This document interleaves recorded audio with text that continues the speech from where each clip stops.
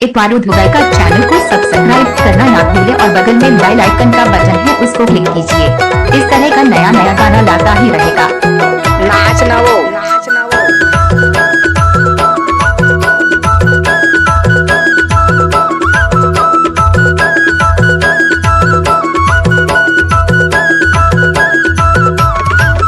काबर करे धक्का पे आगू डाहर सरक तो किन कनी हपाचे। काबर करे धक्का पे आगू डाहर सरक तो किन कनी हपाचे। कनी हपाचेल वो कनी हपाचेल, कनी हपाचेल वो कनी हपाचेल। काबर ऐसी हो खसगा मोर घर के देख लही का गरी दहीना। काबर ऐसी हो खसगा मोर घर के देख लही का गरी दहीना। मांस के तुर छाटी बने तुम गीता मोरा, मांस के तुर छाटी बने तुम गीता मोरा। पड़ोसी घर मरवा करे नाचे टूरा टूरी। काबर ऐसी हो खसगा मोर घर के देख लही का गरी दहीना।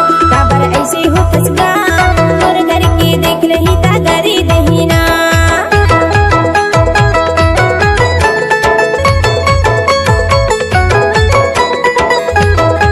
इलाका किसी का हो धमाका इतवारू दुबई भाई का ही रहेगा। अरे जा जा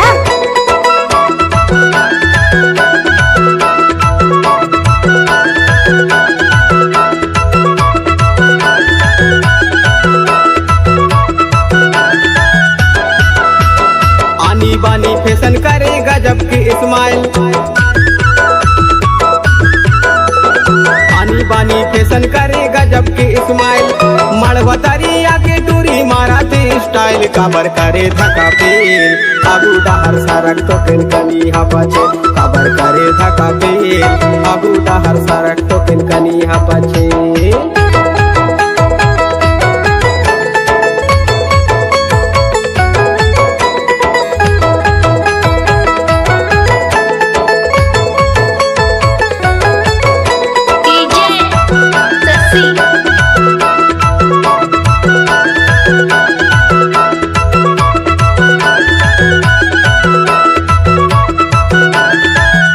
अरे जा जा नाचत गावत बने नहीं नाचे जैसे दरुआ। इस गाना को मिक्स किया है इतवारू दुबई भाई चुक्का डोला वाले। काबर ऐसे हो खसगा मोर घर के देख लही ता गरी दहीना। काबर ऐसे हो खसगा मोर घर के देख लही ता गरी दहीना। कनी हपाचेल वो कनी हपाचेल। तोर कंडीशन बने काऊ। वो कनी हपाचेल। पड़ोसी घर मरवा करे नाचे टूरा टूरी। काबर ऐसे हो खसगा मोर घर के देख लही ता गरी दहीना। काबर करे धक्का पे अरे जा जा हर सरक तो किन कनी हपाचे। काबर ऐसे हो खसगा मोर घर के देख लही ता गरी दहीना। काबर करे धक्का पे आगू डाहर सरक तो किन कनी हपाचे। क्या नाम है काबर आपका? ऐसे हो खसगा नाम तो सुना ही होगा, जिला बालाघाट वाले इतवारू दुबई चुक्का डोला वाले। करे धक्का पे आगू डाहर सरक तो किन कनी हपाचे।